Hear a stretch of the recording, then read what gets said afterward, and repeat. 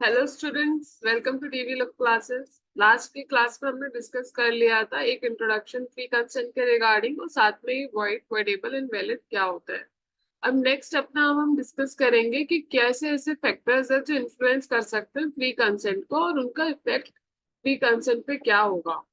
क्या वो कंसेंट फिर फ्री होगी या नहीं होगी, तो ये अब हम देखेंगे कि कौन से ऐसे ऐसे फैक्टर्स है जिसकी वजह से हमारा जो कॉन्ट्रैक्ट है उसको हम वाइड और वाइडेबल डिक्लेयर करा सकते हैं जस्ट बिकॉज कि वो कंसेंट फ्री नहीं थी हमारी। So let's begin। सबसे पहले मैंने आपको बता दिया था कौन से वो फैक्टर्स हो सकते हैं जिससे हमारी जो कंसेंट है वो इफेक्ट हो सकती है। सबसे पहले coercion, fraud, undo influence, miss representation और मिस्टेक। इनकी वजह से जो हमारी कंसेंट है उसको या तो हम वाइडेबल कर सकते हैं, एक सेकेंड, उसे या तो हम वाइडेबल कर सकते हैं या तो हम वाइड कर सकते हैं। तो अब हमें यही देखना है, समझना है कि किस तरीके से कोर्जन होता है, कैसे फ्रॉड होता है, कैसे अनड्यू इन्फ्लुएंस होता है, कैसे मिसरिप्रेजेंटेशन होती है, कैसे मिस्टेक होता है, कैसे ये हमारी कंसेंट को इफेक्ट करते हैं, कौन सा इनमें से वॉइडेबल है, कौन सा वॉइड है। तो लेट्स बिगिन। तो सबसे पहले जिसको हम देखेंगे वो है हमारा कोर्जन। कोर्जन क्या होता है? कोर्जन, अगर आप सोचे तो कोर्जन बेसिकली होता है जब आप किसी को धमकाएं, कोई ऐसा एक्ट करे जिससे कि सामने वाला डरे। जैसे कि अगर मैं बात करूं कोर्जन की, तो कोई भी ऐसा एक्ट या थ्रेट किसके रिगार्डिंग, रिटेन करने की प्रॉपर्टी के रिगार्डिंग,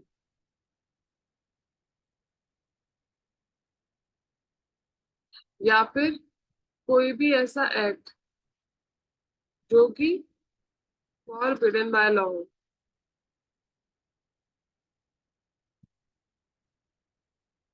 जो कि फॉरबिडन बाय लॉ है, किसमें, आईपीसी। जैसे तो हमने क्या देखा, अब ये काम वो कर क्यों रहा है, जिससे कि वो सामने वाली पार्टी को एंटर करा सके कौन।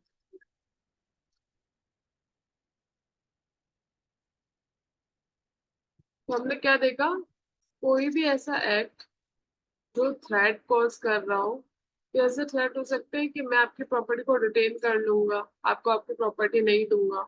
या फिर कोई ऐसा एक्ट जो कि फॉरबिडन है हमारे आईपीसी में, वो ऐसा ऑफेंस करने की उसको धमकी दे रहा है।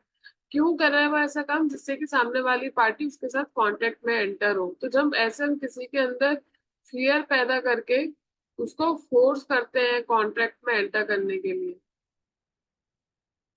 तो हम क्या कहते हैं, तो हम कहते हैं कि कोर्जन हुआ है। अब कोर्जन का क्या इफेक्ट रहता है, अगर आपको कॉन्ट्रैक्ट में कोर्जन हुआ है तो कोर्ट के सामने जाके आप अपना कॉन्ट्रैक्ट वॉइडेबल डिक्लेयर करा सकते हैं। ये हमारा इफेक्ट होता है। वॉइडेबल हमने पहले डिस्कस किया था, वॉइडेबल क्या, विच इज वॉइड एबल। वो कोर्ट के सामने जाके प्रोड्यूस होकर बोल सकते हैं ऐसे ऐसे थ्रेट और धमकी देके इन्होंने मेरे से हाँ बुलवाई, तो ये कॉन्ट्रैक्ट एनफोर्सेबल नहीं है, तो आप इसे वर्डेबल डिक्लेयर करिए। तो ये हमारा होता है कोअर्जन। ठीक है, मैं एक लास्ट बार रिपीट कर देती हूँ। कोई भी एक्ट या कोई ऐसा थ्रेट आप पार्टी को दे रहे हैं, क्या डिटेन कर लेंगे आप प्रॉपर्टी, या किसी और तरीके से डरा रहे हैं जिस जो कि फॉरबिडन बाय लॉ है। Forbidden by law, forbidden bye IPC उस जगह भी लागू होता है जहाँ पे आईपीसी चाहे एनफोर्सिएबल हो चाहे एनफोर्सिएबल ना हो, लेकिन अगर वो एक्ट उसमें आता है फॉरबिडन बाय लॉ है अंडर आईपीसी, तो फिर वो कोर्जन में आएगा। क्यों कर रहे हैं आप ऐसे, जिससे कि सामने वाली पार्टी को आप फोर्स करे कॉन्ट्रैक्ट में एंटर करने के लिए। इसे बोलते हैं, ये चीज आपने काफी सारी फिल्मों में भी देखी होगी कि एक पार्टी आके दूसरी पार्टी को फोर्स करती है कि अपना मकान ना मेरे नाम कर दो, कॉन्ट्रैक्ट कर लो मेरे से बेचने का, नहीं तो आपके जमीन खुद से मैं बिकवा दूंगा या किसी और को मैं कोई इंजरी कर दूंगा, या आप जिससे प्यार करते हो मैं उसे कोई चोट पहुंचा दूँ। तो मतलब सामने वाले के अंदर भय पैदा करके उसको कॉन्टेक्ट में फोर्स करने के लिए एंटर करना, तो आप उसे वहां से रिलेट करके समझ सकते हैं। आपको याद रखना इसका जो इफेक्ट है ना वो वर्डेबल होगा। नेक्स्ट जिस चीज को हम देख रहे हैं वो है हमारा अनड्यू इन्फ्लुएंस।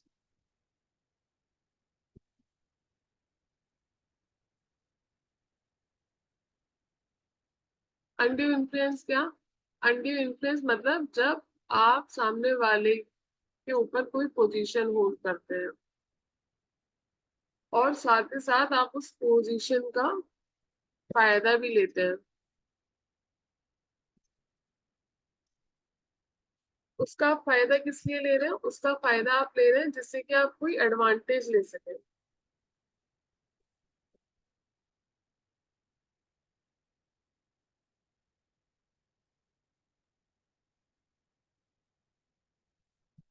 आपकी कोई पोजीशन है, पोजीशन कैसी है? आपकी रियल अथॉरिटी या फिर आपकी अपेरेंट अथॉरिटी है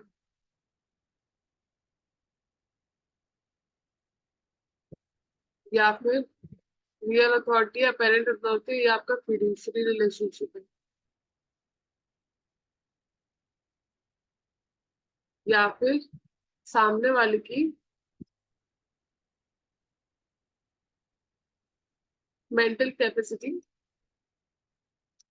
इफेक्टेड है। क्यों? Due to age, illness and medical disease. तो हम कह रहे हैं सामने वाले की ऊपर आप अंडर इन्फ्लुएंस कर रहे हैं। आप ऐसी पोजीशन इफेक्ट उसके ऊपर होल्ड करते हैं या तो कोई रियल पोजीशन आप डायरेक्टली वो आप उसके कंट्रोल में हैं। जैसे कि एक पिता का रियल अथॉरिटी होती है उसके बच्चे भी। अपेरेंट अथॉरिटी जैसे कि वो डायरेक्टली आप उसके कंट्रोल में नहीं है लेकिन वो आपका अपेरेंट अथॉरिटी हेल्ड करता है, जैसे कि एक मिनिस्टर होल्ड करता है एक आईएएस ऑफिसर। वहां पे कोई रियल अथॉरिटी नहीं है लेकिन एक अपेरेंट अथॉरिटी है। फिड्यूशरी रिलेशनशिप जो कि एक डॉक्टर और पेशेंट के बीच में होता है। तो ऐसे मतलब भरोसा, जहाँ भरोसा आ जाता है उनको बोलते हैं फिड्यूशरी रिलेशनशिप। इसमें हम पेरेंट वाले को भी इंक्लूड कर सकते हैं। फिर मेंटल कैपेसिटी, आपकी किसी भी तरीके से मेंटल कैपेसिटी इफेक्टेड है और उसने आपके इस मेंटल इलनेस का फायदा उठाकर आपसे वो कांटेक्ट करवाया है। जैसे कि बहुत साल से आपके बच्चे बाहर रहते हैं, घर में सिर्फ आपकी माँ और एक किराएदार रहता है, वही सब कुछ करता है। तो एक दिन वो अपनी माँ को डोमिनेट करता है बोल के कि अरे आप मेरे से प्यार ही नहीं करती, आप करती तो आप अपना मकान मेरे नाम कर देती। इस तरीके से आपकी जो मेंटल कैपेसिटी है उनकी को इफेक्ट करता है, वो मकान नाम करा लेता है। तो जब फैक्ट्स देखे जाएंगे तो समझ में आएगा कि due to age and illness उनकी जो मेंटल कैपेसिटी थी वो ऑलरेडी इफेक्टेड थी। इसका फायदा उसने उठा के, अपनी पोजीशन का फायदा उठा के एक अनफेयर एडवांटेज लिया है। तो पोजीशन है वो तो ठीक है भाई, आपको उसका ना फायदा भी उठाना है, आपको उस पोजीशन को यूज भी करना है इस तरीके से कि आप उसे कॉन्ट्रैक्ट में एंटर करने के लिए वो कर रहे हैं, जिससे कि आप एक अनफेयर एडवांटेज ले रहे हैं। अगर सब कुछ सही होता तो वो ऐसा नहीं करता। तो आप अनफेयर एडवांटेज ले रहे हैं जिसको हम कहते हैं कि वो हमारा अनप्रिड्यू इन्फ्लुएंस है। अब आप सोचेंगे कि इफेक्ट क्या होगा? इसका इफेक्ट होगा कि अवॉइडेबल है। इसको भी आप कोर्ट के सामने प्रोड्यूस होके बता के कि इस तरीके से इस इंसान ने मेरा फायदा उठाया, अनफेयर फायदा उठाया है। आप इसे वर्डेबल डिक्लेयर करिए, जाके इसको वर्डेबल आप डिक्लेयर करा सकते हैं। कोर्ट के सामने जाके आप इसको वॉइड डिक्लेयर करा सकते हैं। ये वॉइडेबल कॉन्ट्रैक्ट है, जो एक ऑप्शन है पार्टी के पास जिसके साथ अनड्यू इन्फ्लुएंस हुआ है, वो जाके कोर्ट में उसे वॉइड डिक्लेयर करा ले, जिसके बाद उसका कोई इफेक्ट नहीं रहेगा, वॉइड का कोई इफेक्ट नहीं रहता है। नेक्स्ट हमारा है हमने देख लिया कोअर्जन। कोअर्जन के बाद हमने देख लिया है अनड्यू इन्फ्लुएंस। अब हम देखेंगे कि फ्रॉड एंड मिस्टेक। अब हम फ्रॉड एंड मिस्टेक को देखें।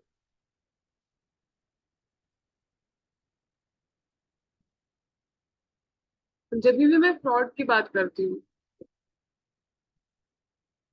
तो हमें चार पांच बातें ध्यान में रखनी है कि फ्रॉड कब हो सकता है। हमें तीन से चार बातें हैं जो कि अपने दिमाग में रखनी है कि फ्रॉड क्या होगा। तो सबसे पहले, अगर आप किसी से जानकर झूठ बोलते हैं, मतलब आप किसी के साथ चीटिंग कर रहे हैं, आप जानकर झूठ बोल रहे हैं,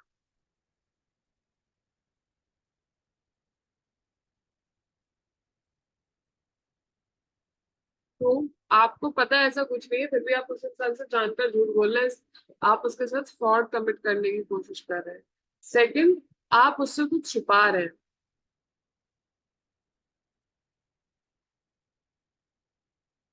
इम्पोर्टेंट फैक्ट छुपा रहे हैं।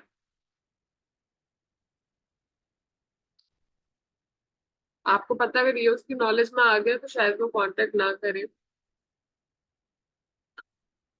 आप कुछ ऐसा काम कर रहे हैं जो कि लॉ में फ्रॉडुलेंट डिक्लेयर किया गया है। चौथा, आप जो उससे वादा कर रहे हैं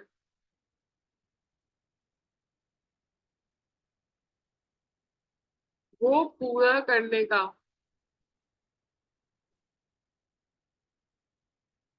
आपका कोई इंटेंशन ही नहीं है।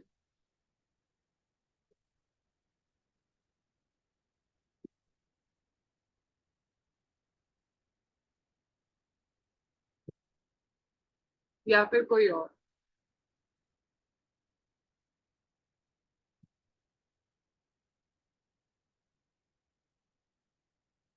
ठीक है।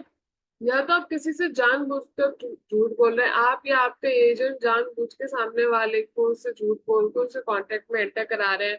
आप कुछ ऐसा बोल रहे हैं जो आप खुद नहीं मानते सच्चे, आप जानते हैं कि this is a false information, still आप सामने वालों को ऐसे बोल रहे हैं कि ये बिल्कुल सत्य है। तो आप जानकर किसी से, आपको पता है कि ये इन्फॉर्मेशन फॉल्स है, ये चीज गलत है, इस तब भी मैं उस जमीन के बारे में उसे ऐसी ऐसी बातें बता रही हूँ कि यहाँ पे ऑयल रिजर्व्स हैं, और मैं मतलब उसे झूठ बोल रही हूँ। मेरे को पता है कि यहाँ कोई ऑयल रिजर्व्स नहीं है, ये कोई सोर्स नहीं है यहाँ पे किसी भी मिनरल का, फिर भी मैं उसे झूठ बोल के जमीन बेच रही हूँ कि अरे यहाँ बहुत मिनरल्स का सोर्स है, यहाँ ऑयल रिजर्व्स हो सकते हैं।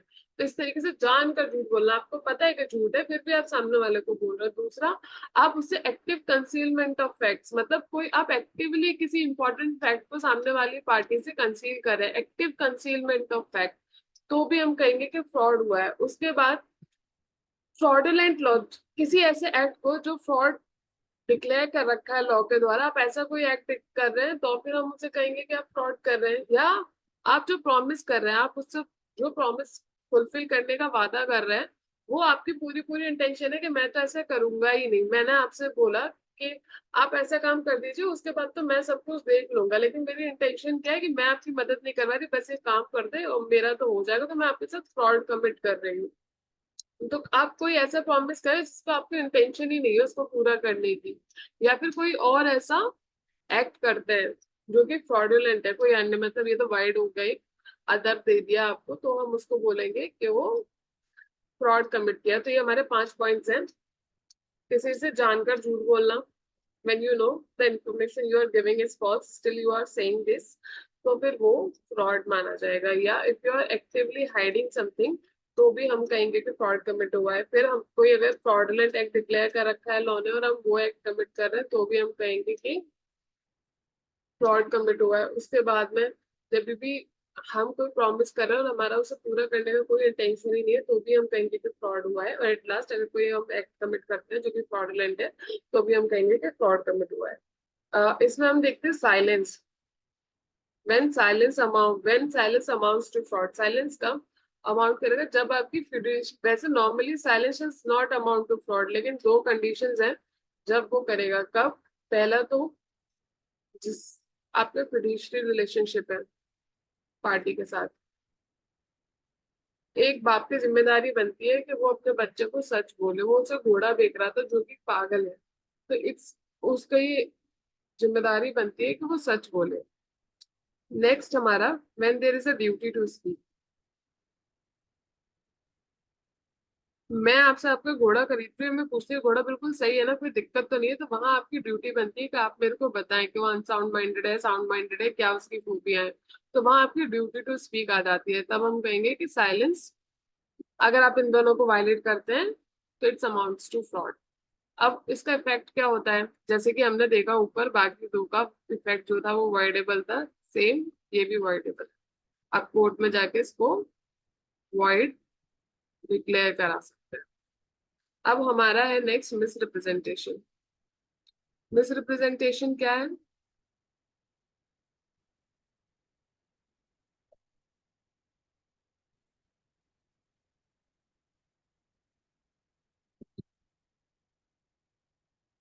मिसरिप्रेजेंटेशन मिसरिप्रेजेंटेशन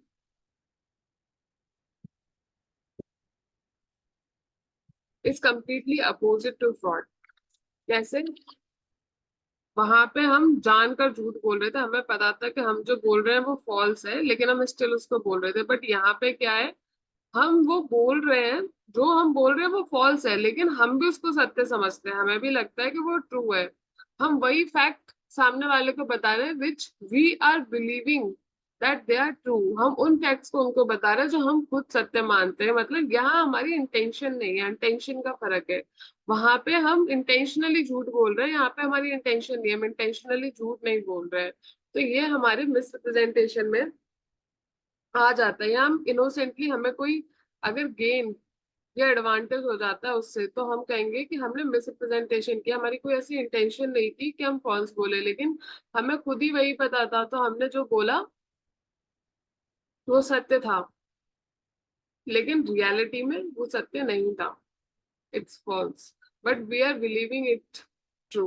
तो हम बोलेंगे हमने मिसरिप्रेजेंट किया, तो उससे इनोसेंटली हमें कभी कभार कोई गेन भी हो सकता है। इसका क्या इफेक्ट है, अगर हमारे साथ ऐसा हुआ है तो हम इसको वर्डेबल डिक्लेयर करा लेंगे। तो आपने देखा हमारे जो इनिशियली चारों थे वो क्या थे, वो वर्डेबल थे। चाहे हम कोवर्जन की बात करें, चाहे अंडर इन्फ्लुएंस की बात करें, चाहे फ्रॉड की बात करें, चाहे मिसरिप्रेजेंटेशन की बात करें, ये चारों हमारे वर्डेबल इफेक्ट होता है इनका। तो आप समझ गए ना, यहाँ पे हमारी कोई इंटेंशन नहीं है सामने वाली पार्टी के साथ धोखा करने की। यहाँ तो अनइंटेंशनली ऐसा हो रहा है, यहाँ तो अनइंटेंशनली ऐसा हो रहा है। नेक्स्ट हमारा है,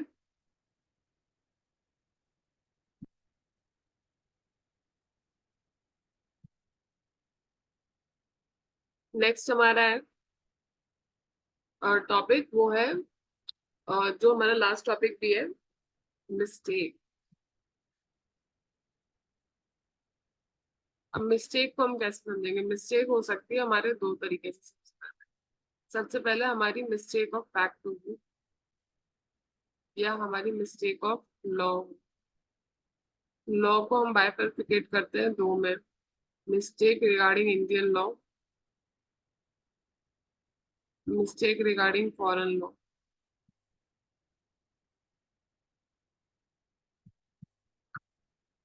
फैक्ट्स में हमारी कैसी हो सकती है, दोनों पार्टीज को मिस्टेक हो सकती है, या फिर सिंगल वन पार्टी को मिस्टेक हो सकती है।